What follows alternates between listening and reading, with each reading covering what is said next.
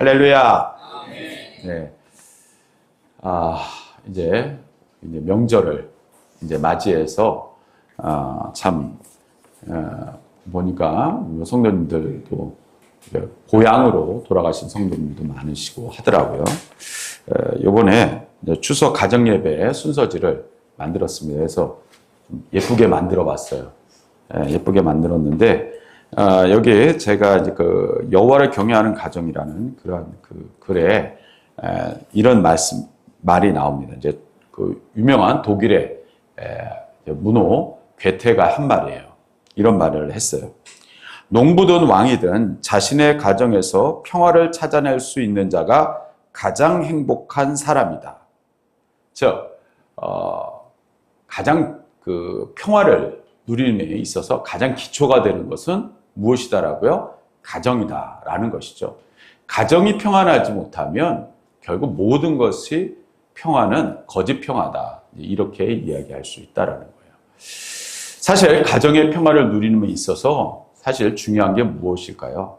서로 이해하는 것이고요. 그 이해함의 바탕이 뭘까요? 사랑이죠.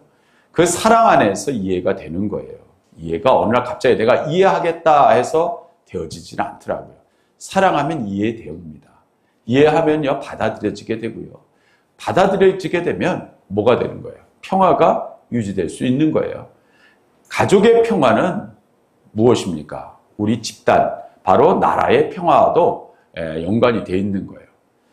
바로 우리가 그 사랑 안에서 하나가 되어진다라는 그 사건의 시작이 무엇일까요? 그것은요, 내가 인위적으로 사랑한다고 되는 것이 아니에요. 여러분, 사랑이라는 거, 물론 뭐 남녀 간의 사랑을 많이 이야기하지만 가장 근본적인 변하지 않는 사랑은 뭐예요? 하나님께서 우리를 사랑하신다라는 것이죠. 바로 태초에서부터 지금까지 변하지 않는 하나님의 사랑 가운데 모든 세상이 그 하나님의 사랑 가운데 이루어졌고, 그리고 그 사랑 가운데 살아가고 있는 것이 저와 여러분들의 삶의 모습이라는 사실이에요. 여러분들의 삶 가운데에서 하나님의 사랑이 없다라면요, 그것은 거짓 사랑일 수 있다라는 겁니다. 왜 그러느냐? 여러분, 삶에는요, 아무리 이해하고 받아들여지고 그렇게 한다 하더라도요, 무엇이 내가 나도 모르게 이것저것 판단하고, 그리고 나의 이득, 유익을 위해서 그 사랑을 더하고 빼고 하는 경우가 많아요. 인간은요, 나약합니다. 아무리 내가 박애주의 사랑을 한다 하더라도 결국 그 한계에 부딪히게 돼 있다라는 거예요. 그런데 그거를 초월하는 사랑은 뭐예요? 하나님께서 우리를 사랑하신 예수 그리스도의 사랑으로 그 초월되어지는 자기의 모든 것을, 자기의 목숨까지도 내어주신 그 예수 그리스도 사랑만이 오늘도 저와 여러분들의 삶과 가정과 이 나라 이 민족과 저 열방을 사랑하시는 하나님의 놀라운 은혜요 축복인 줄 믿습니다. 아멘. 바로 그 가운데 우리가 살아가고 있다는 것이에요. 이제 추석 명절을 맞이해서 이제 가족들끼리 모이고, 그리고 그 사랑 안에서 나누는 그러한 시간들을 가지실 거예요. 그런 그 가짐에, 그러한 그 사랑 안에서 하나가 되어지는 가족의 안녕과 평화, 결국 그는 예수님께서 우리에게 주신 하나님의 귀한 선물이라는 사실을 이번 우리 추석을 맞이해서, 명절을 맞이해서 여러분들의 삶과 가정에 놀라운 은혜가 함께 하시기를 주님의 이름으로 축원합니다.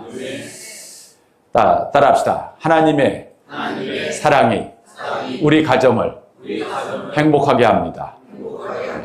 하나님의 사랑이 우리 가정을, 저와 여러분들의 삶을 행복하게 하시는 하나님의 놀라우신 뜻이요 축복이 되는 줄 믿습니다. 아멘. 여러분, 어제 우리 지방의 한 목사님의 어머니께서 갑자기 돌아가셨다고 부고 문자를 받았어요. 근데 사실 그 어머니께서 그렇게 아프신 분이 아닌 걸로 알고 있는데 갑자기 소천하신 것 같아요. 얼마 전에도 제가 아시는 목사님이 건강하셨던 분이 갑자기 대장암으로 수술을 받으시고, 그 주변에 보면 갑자기 몸이 아프신 분들, 그리고 갑자기 소천하시는 분들이 이렇게 생겨나더라고요. 제가 문득 이런 생각을 했어요. 요새 여러분, 사람들의 가장 최고의 관심이 무엇일까요? 그 키워드의 1위는 몇 년 동안 바뀌지가 않아요. 그게 뭘까요? 돈일까요? 권력일까요? 아니에요. 뭘까요? 건강입니다. 건강. 요새 젊은 사람들한테 유행하는 게 있어요. 그 유행이 뭔지 아십니까? 3, 3, 5 모여서 함께 뛰는 거예요. 이걸 러닝 크루라고 해요. 그래서 어느 날 갑자기 이게 아주 폭발적인 인기를 얻게 됐어요. 심지어 회사에 다니시는 분들도 점심시간에 옷을 갈아입고 그리고 뛰는 그러한 것이 아주 폭발적인 인기. 또 그리고 뭐 오후에 또 심지어 밤에 예전에는 뭐 아침에만 뛰었는데 이제는 시간을 가리지 않고 운동하시는 분들이 얼마나 많아졌는지 몰라요. 요 앞에 있는 지금 강변에만 하더라도요. 오늘 아침에도 보는데 뭐 자전거부터 시작해서 뛰시는 분들 정말 많더라고요. 예전에는요. 이런 날씨 또 이런 그 명절에는 별로 없었어요. 근데 지금은요. 정말 많은 분들이 건강에 관심을 갖고 건강에 최고의 자기의 가치를 투자하시는 분들이 얼마나 많아졌는지 몰라요. 당연한 거 아니겠어요? 근데 여러분 그거 아십니까? 성경에도 건강에 대한 이야기가 나와요. 오늘 말씀에도 보면요. 이런 말씀이 8절에 보면 이런 말씀이 나와요. 자, 우리 다 같이 8절 말씀 우리 다시 읽습니다. 시작. 이것이 내 몸에 양약이 되어 내 골수를 윤택하게 하리라. 골수라는 말이 나오죠. 우리 몸에 뼈가 몇 개로 이루어졌는지 아십니까? 우리 몸의 뼈는 206개의 뼈로 이루어져 있어요. 근데 이 206개의 뼈는요, 무슨 역할을 할까요? 우리를 단단히 지탱해주는 그런 가장 기본적인 역할을 하겠죠. 그러나 그것보다도 더 중요한 역할을 하신다는 거 여러분 아십니까? 바로 그게 뭐냐면요. 혈구세포를 만드는 골수라는 조직, 그 골수라는 조직 속에서 끊임없이 피를 생성하게 된다는 사실이에요. 이거를 혈구세포를 만들어서 혈류 속에 흐르게 하는 역할, 결국 뼈의 중요한 역할이기도 한다는 사실이에요. 즉, 조금 더 어려운 용어를 사용한다면 이걸 조혈작용이라고 합니다. 그만큼 중요한 거예요. 즉, 오늘 이 8절에 보면 내 몸에 양약이 돼요. 즉, 약이 된다. 여러분, 보약, 얼마나 어르신들이 되면 이 보약을 좋아하신지 아시잖아요. 젊었을 때는 모릅니다. 저도요, 젊었을 때는 몰랐어요. 근데, 이 나이가 들어가니까요, 이 몸이 달라지더라고요. 제가 얼마 전에 허리를 좀 다쳤어요. 허리를 다쳤는데 예전에는요, 조금만 이렇게 하면은, 조금만 지나고 나면 허리 아프고 그런 거는 뭐 하루 이틀 지나가면, 왜 그냥 운동하다가 조금 삐끗했는데, 그냥 시간 지나면 그냥 없어지더라고요. 그런데 이게요, 지금 한 달째 계속되고 있어요. 제가 이 허리 아파서 병원 가본 거 처음이에요. 근데 의사 선생님이 저한테 뭐라고 그러는지 아십니까? 제가 그래서 이렇게 했는데 예전에는 하루 이틀 지나면 나았는데 왜 그럴까 그랬더니 나이를 생각하시죠. 저도 나이를 든지 몰랐어요. 나이가 들면 회복 속도가 늦어집니다. 이런 이야기를 하시더라고요. 우리들은 착각합니다. 그냥 영원히 내 몸이 건강할 것이고 어떻게 보면 영원히 내 삶이 이렇게 유지될 것 같죠? 그렇지 않더라는 것을 저도 알았어요. 저도 깨달았어요. 참 어리석죠. 준비해야 되는데 준비되어 있지 못하다라는 거예요. 버나드 쇼라는 미국의 유명한 그런 문학가가 이런 이야기했어요. 묘비명에다가 내가 죽으면 이렇게 써달라.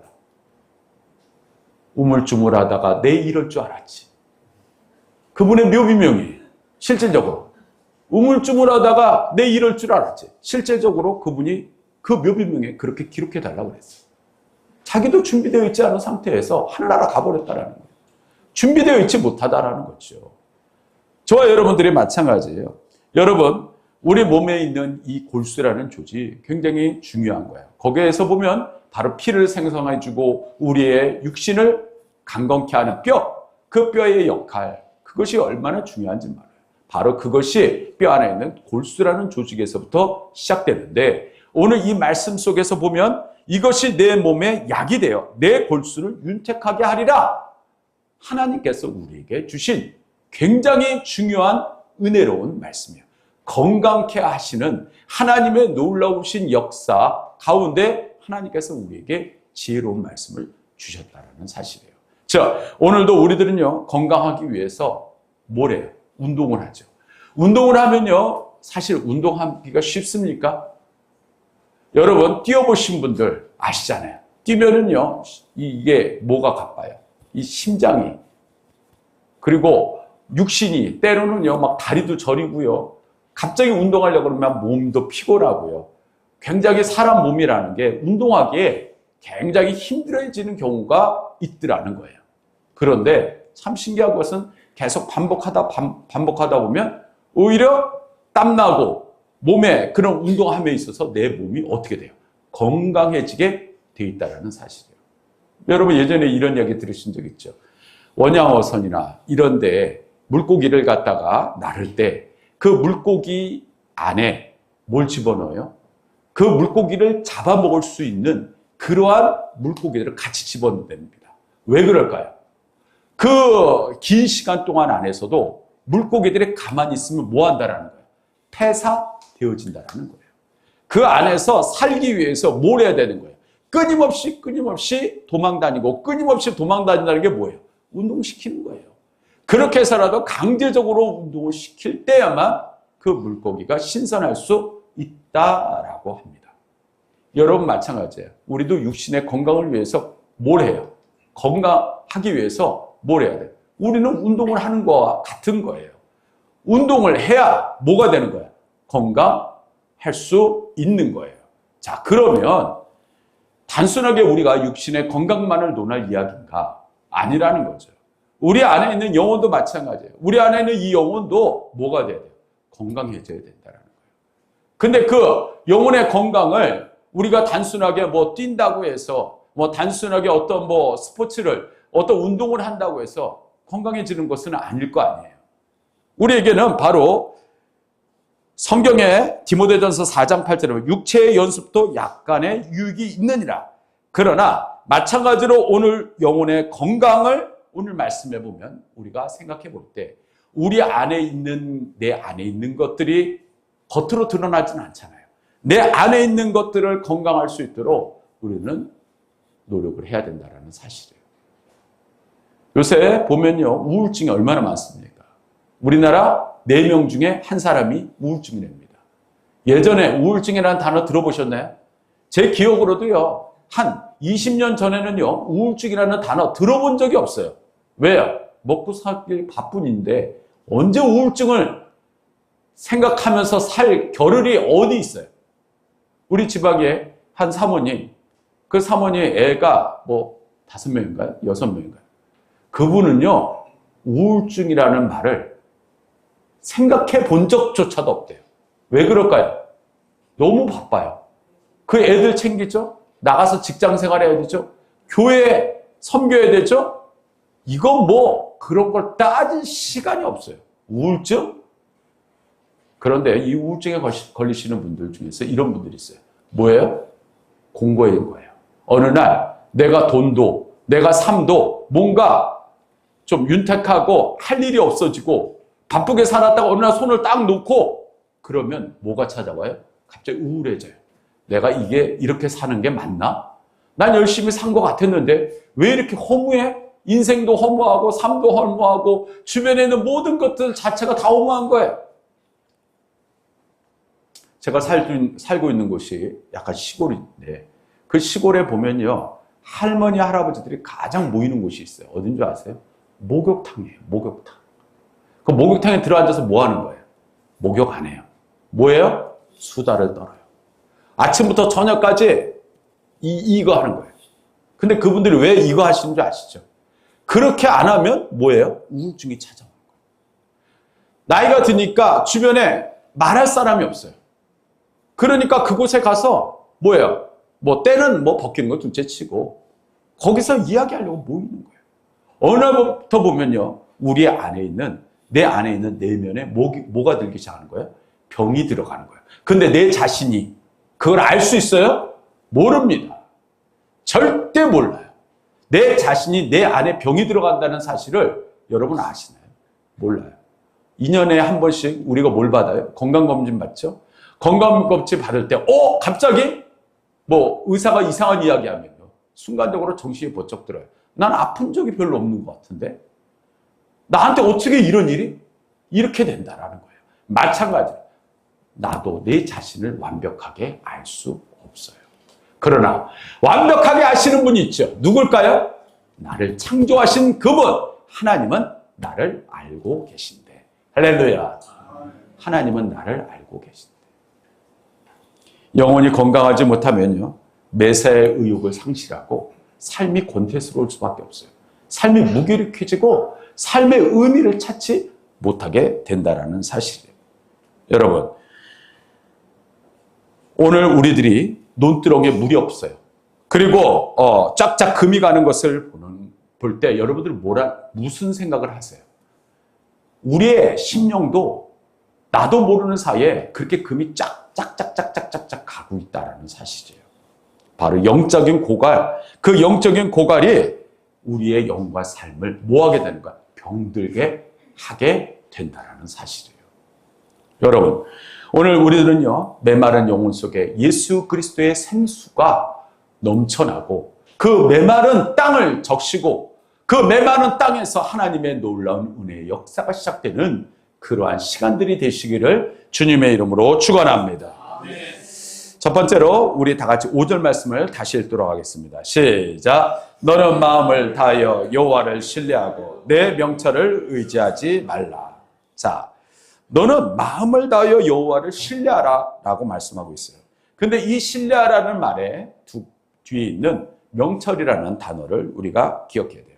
명철이라는 단어를 여러 가지 해석할 수 있어요. 그러나 명철을 나의 지혜, 나의 어떤 독선 이런 걸로 생각해 볼 수 있다라는 말씀이에요. 즉, 하나님 앞에 내가 하나님의 뜻을 구하면서 내 머리, 내 생각으로 하나님의 뜻을 구한다. 결국은 그것이 한계를 드러낼 때가 있더라는 것이에요. 성경의 사도 바울이 하나님 앞에 기도를 하죠. 한 번, 두 번, 세 번 기도했어요. 그런데 사도 바울이 세 번을 기도했을 때 자기 육체의 가시를 없애달라고 기도했잖아요. 그런데 하나님께서 뭐라 그랬어요? 내 은혜가, 따라합시다. 내 은혜가 내게 족하다. 야, 충격적인 얘기 아니겠어요?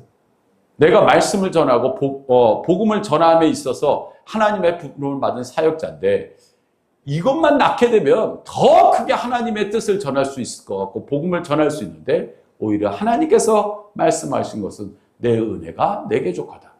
내 생각과 내 뜻이 아니라 하나님의 뜻이 어떻게 보면 우리의 생각을 뛰어넘는 그러한 경우들이 많더라는 것이에요. 예수님께서 하나님 앞에 기도하죠. 이 쓴 잔을 제게서 옆으로 좀 치워주시면 안 되겠습니까? 그런데 예수님께서도 아셨어요. 내 뜻이 아니라 아버지의 뜻대로 되기를 원하나이다. 할렐루야. 오늘 우리는 그렇죠. 바로 우리들의 그러한 삶 가운데에서도 하나님께서 우리에게 말씀하신 중요한 뜻. 내 은혜가 내게 족하도다.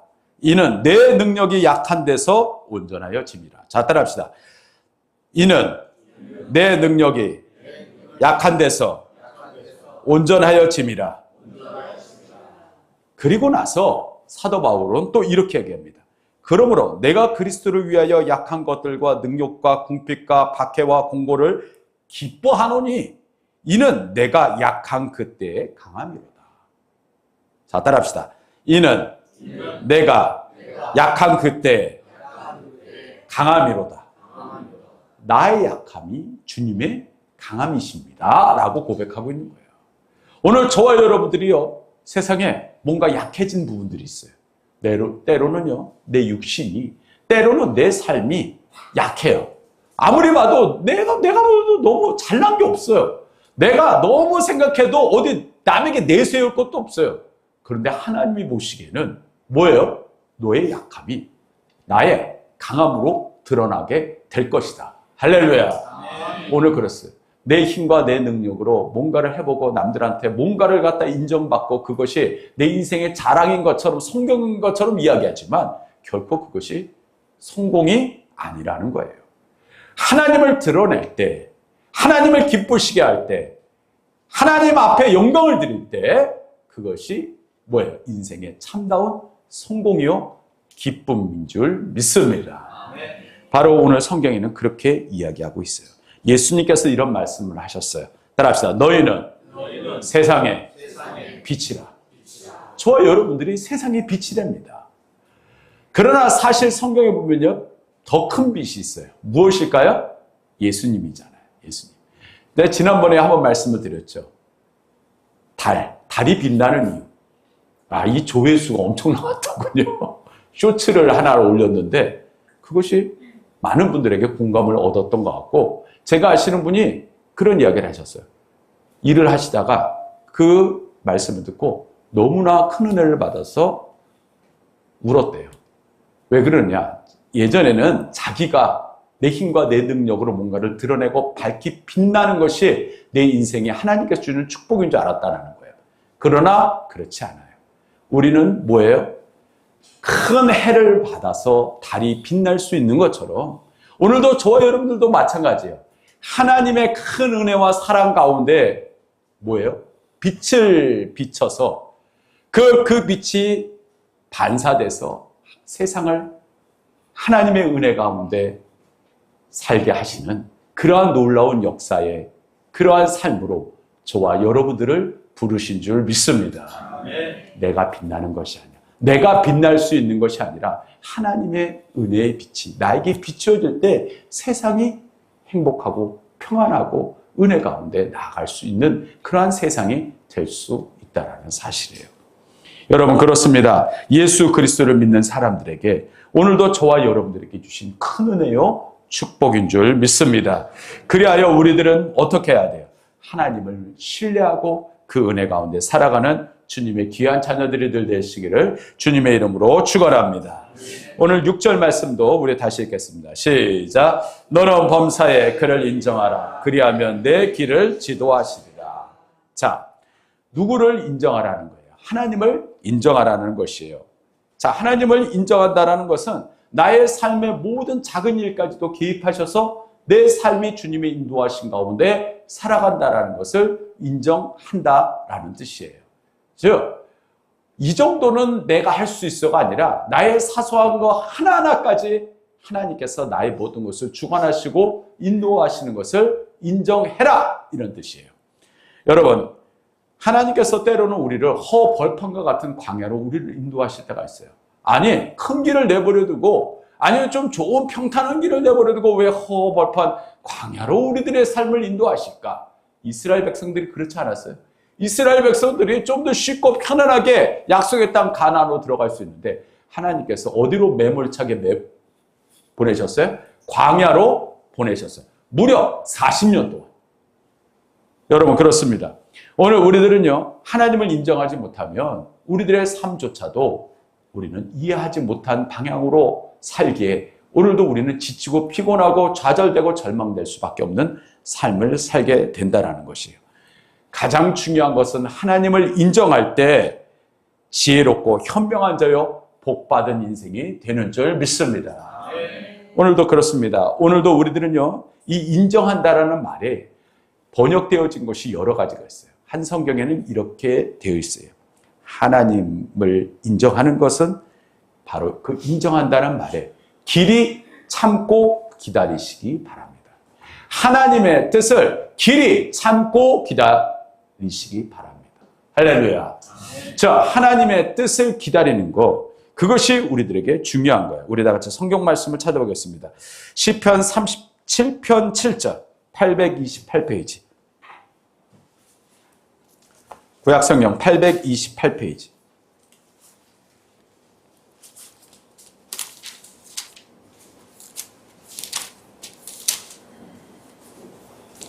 자, 37편 7절 말씀. 자, 우리 다 같이 찾으신 분들 읽겠습니다. 시작. 여호와 앞에 잠잠하고 참고 기다리라. 자기 길이 형통하며 악한 꾀를 이루는 자 때문에 불평하지 말지어다. 뭐라고 나왔어요? 참고 기다리라. 그리고 자기 길이 형통하다 그러면서 그 악한 꾀, 그게 뭐예요? 자기 스스로 내 인생을 자랑하고 그러다 이렇게 성공했어. 이렇게 떠벌리는 사람들, 이러한 사람들은 잘못되었다라고 이야기합니다. 우리들은 참고 기다리면 하나님께서 그 은혜 가운데 우리의 영과 삶 가운데 개입하셔서 하나님의 놀라운 뜻을 이루어 가신다라는 사실을 인정하라. 할렐루야. 바로 그렇게 말씀해 주고 계시다라는 사실이에요. 자, 우리 세 번째 다시 본문으로 돌아와서 7절 말씀, 우리 7절 말씀 우리 다시 읽도록 하겠습니다. 자, 읽겠습니다. 시작. 스스로 지혜롭게 여기지 말지어다. 여호와를 경외하며 악을 떠날지어다. 자, 여기서 보면 스스로 지혜롭게 여기지 말랍니다. 여러분, 내가 스스로 지혜롭다 하는 사람 치고 정말 지혜로운 사람 있을까요? 아니에요. 내가 IQ가 몇이다. 그리고 내가 어느 대학을 나왔다. 내가 뭐를 했다. 라고 지혜롭고 뭐 그렇게 세상 사람들한테 인정받으려고 하는 사람들 치고 진정한 지혜롭게 사는 사람 없습니다. 세상의 지혜를 논한다. 그것은 하나님이 원하시는 뜻은 아니라는 사실이에요. 여러분, 박사를 우리가 생각합니다. 우리가 보면은 뭐 학사, 석사, 박사 이렇게 나가죠. 근데 사실 이 박사라는 개념이 무엇일까요? 그것에, 즉 내가 가지고 있는 그 부분에 있는 전공 분야에서 다른 사람보다 뛰어나다. 이게 박사예요. 그러나 다른 것에 대해서 그 세상에 있는 모든 것에 대해서 박사로 살아가는 사람이 있습니까? 아니에요. 예전에 한 프로에서 보면 박사들이 한 100명이 나왔어요. 근데 100명이 나왔는데 내가 생각하기에도 세상을 살아가는 별거 아닌 것 같은 것에 대해서 그 100명의 박사가 답을 하는 사람이 없었어요. 정말 충격받았어요. 우리들이 살아가고 있는 소소한 부분에 대한 것은 그분들이 모르시더라고요. 박사라고 해서 다 안다? 아니에요. 내가 가지고 있는 전공만 잘할 뿐이야. 라고 우리가 생각하시면 맞아요. 여러분 맞습니다. 오늘 우리들은요, 하나님 앞에 여기서 지혜롭다, 지혜롭게 여기지 말라 라는 뜻을 이렇게 생각해 볼 수 있어요. 따라합시다. 겸손하라. 하나님 앞에 겸손하라는 거예요. 하나님이 가장 기뻐하시는 게 뭘까요? 겸손입니다. 겸손. 여러분, 성경의 수많은 우리 믿음의 선배들은요, 하나님 앞에 겸손했어요. 하나님 앞에 교만한 자를 하나님께서 절대 기뻐하시지 않았어요. 여러분, 하나님이 겸손하다라고 인정한 사람들, 뭐 성경에 보면 다윗과 같은 사람들 있잖아요. 여러분, 이런 이야기가 있죠. 빈수레가 요란하다. 빈수레가 요란하다. 세상을 살아가는 사람들 중에서 뭔가 떠벌리고 자랑하는 사람들, 결국은 뭐예요? 공허하다라는 거예요. 공허하다라는 거예요. 오늘 저와 여러분들은요, 어떠한 삶을 살아야 되나? 따라합시다. 코람데오. 코람데오라는 말이 무슨 뜻일까요? 하나님 앞에서 살아가는 인생을 이야기하는 거예요. 지금 저와 여러분들이 지금 오늘도 예배 드리는데 누구 앞에서 예배를 드리는 거예요? 이 목사 앞에서 예배 드리는 거예요? 아니잖아요. 뭐 여러분들 옆에 있는 성도님들 예배 드리는 거예요? 아니, 성도님을 바라보고 예배 드리는 거예요? 아니잖아요. 따라합시다. 하나님. 우리들이 너무 잘 알잖아요. 근데 우리들은 어느 날 보면 하나님 앞에 예배 드리는 것 같지 않아요. 주변 사람들을 의식하고요. 목사님을 의식하고요. 주변에 있는 환경을 의식하고요. 그렇게 하면서 진정 예배의 본질을 잊어먹고 하나님 앞에 예배 드린다라고 하시는 분들이 많더라는 거예요. 예배 드릴 때 가장 중요한 부분을 여러분들에게 말씀드립니다. 따라합시다. 감사. 두 번째는 따라합시다. 겸손. 감사를 왜 해야 될까요? 하나님 앞에 감사. 우리 인생을 돌아보면 모든 것이 감사할 것밖에 없어요. 사실. 그래요. 보면 내 육신이, 내 삶이 공고할 때 있어요. 그러나 여러분 그거 아세요? 나보다도 더 공고한 사람들, 나보다도 힘든 인생을 살아가고 있는 사람들 너무나 많다라는 사실을 여러분들 아실 거예요. 뭐 이거 꼭 굳이 비교를 해야 될까요? 하나님, 지금까지 나를 이렇게 먹이시고 입히시고 지금까지 인도하신 하나님의 은혜 감사합니다. 예배의 기본은 감사로부터 시작되는 줄 믿습니다. 두 번째는 따라합시다. 겸손이야. 하나님 앞에 겸손한다? 근데 나도 모르게 교만해져요. 왜 교만해질까요? 나도 모르게 교만해지는 이유가 있어요. 내가 하나님 없이도 잘 살 수 있거든. 내가 보면 주변에 있는 사람들을 보니까 하나님 없이도 잘 사는, 하나님 앞에 예배드리지도 않고 기도하지도 않고 하나님 앞에 그냥 내 인생을 잘 먹고 잘 살고 있는 그러한 사람들 얼마나 많아 보이냐 말이야. 그 사람들의 인생이 더 성공스러운 인생을 사는 것처럼 보이고, 그런데요, 따라합시다. 역전시계 씨는 하나님. 하나님은 역전의 주인공으로 저와 여러분들을 세우신다는 사실. 우리는 믿고 참고 기다리고, 그리고 주님의 뜻을 믿고 나아가는 사람들이에요. 바로 그럼에 있어서 오늘 이 말씀 속에서 우리를 지혜롭게 여기는 그런 어리석은 삶을 살지 말아야 된다는 거예요.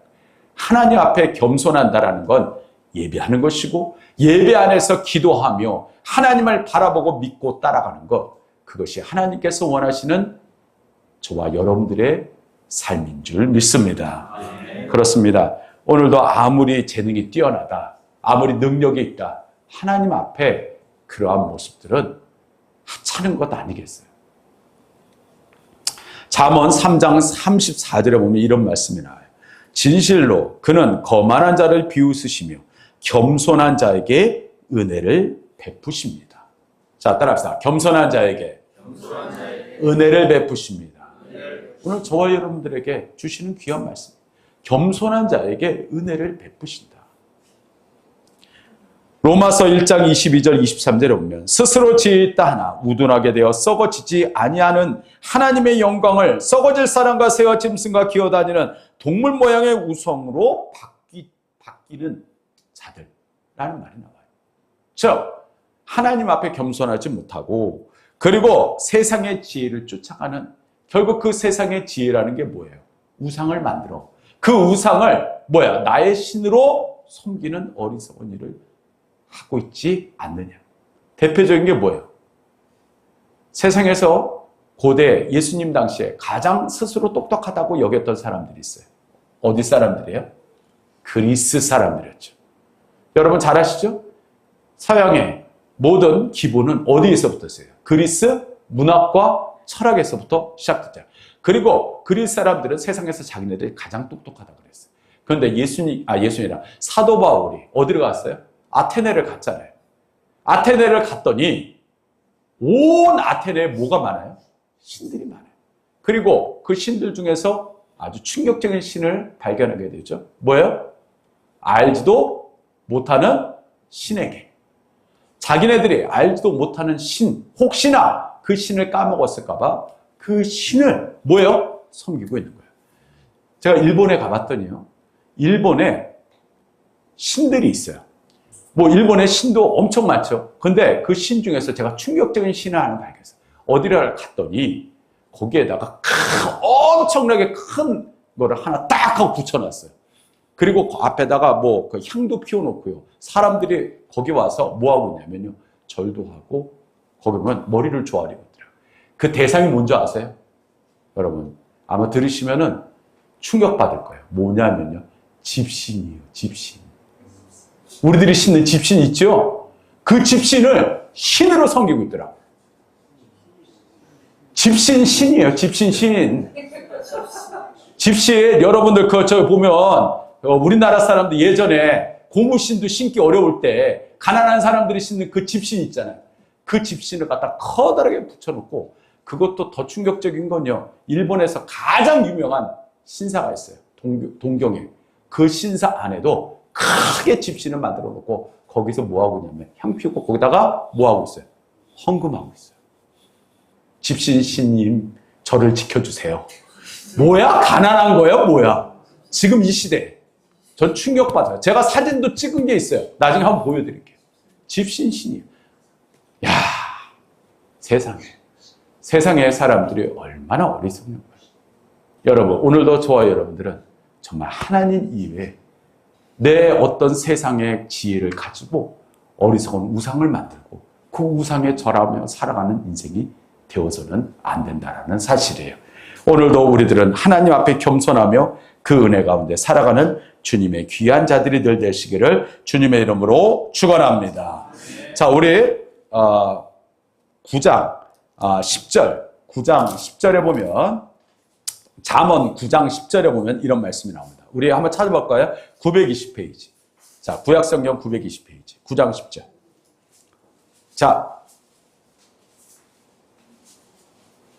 자, 우리 찾으신 분들 다 같이 읽겠습니다. 시작. 여호와를 경외하는 것이 지혜의 근본이요 거룩하신 자를 아는 것이 명철입니다. 자, 한 번 더 읽겠습니다. 시작. 여호와를 경외하는 것이 지혜의 근본이요 거룩하신 자를 아는 것이 명철이니라. 할렐루야. 바로 우리가 방금 읽은 바로 그 말씀, 바로 지혜의 근본은 뭐예요? 하나님 앞에 겸손하라는 것이에요. 할렐루야. 명철하는 것은 뭐야? 명철은 하나님을 알아가는 것이다. 여러분, 이것을 쓴 사람이 누구예요? 우리들이 잘 아는 이 세상에서 가장 똑똑했던 사람, 가장 지혜로웠던 사람, 솔로몬이 한 얘기 아니겠어요? 자기가 돌아보니 인생이 이거였다라는 거예요. 하나님 앞에 겸손하고 하나님 앞에 하나님을 알아가는 사람, 이것이 하나님의 은혜 가운데, 축복 가운데, 능력 가운데 살아가는 삶의 방법이었다. 이렇게 고백하고 있다는 사실이죠. 잠언 19장 23절에 보면 여호와를 경외하는 것은 사람으로 생명에 이르게 하는 것이다. 즉, 여호와를 경외하는 것은 너희들이 살아감에 있어서 생명의 힘을 얻고 살아가는 길이다 라고 고백하고 있다는 것이에요. 전도서 8장 13절에 보면 악인은 잘 되지 못하며 장수하지 못하고 그날이 그림자와 같으리니 이는 하나님을 경외하지 아니하며, 즉 하나님을 경외하는 것. 경외한다라는 것이 뭐야? 때로는 하나님을 두렵고 떨리는 마음으로 사랑합니다. 이런 뜻 아니겠어요? 하나님을 두렵고 떨리지 않는 마음. 그것 또한 심각한 요새 현대인들의 모습이 아니겠냔 말이에요. 하나님을 두려워하지 않아요. 심지어 툭하면 뒤에다가 누구님이라고 붙여요. 무슨 신처럼. 굉장히 그 이야기를 들을 때마다 저는 개인적으로 거북해요. 무슨 연예인들을 하나님처럼 취급하고 그를 동등하게 바라보는, 오늘 우리들은 하나님을 경외하며 그 은혜 가운데 살아가는 사람들이에요. 오늘 마지막 말씀, 우리 7절, 8절 말씀 읽겠습니다. 시작. 스스로 지혜롭게 여기지 말지어다. 여호와를 경외하며 악을 떠날지어다. 이것이 내 몸의 양약이 되어 내 골수를 윤택하게 하리라. 즉 하나님을 경외하며 악을 떠나야 된다는 거예요. 악을 떠날 수 있는 건, 그것은 뭐예요? 여호와를 경외하면서부터 시작된다는 사실이에요.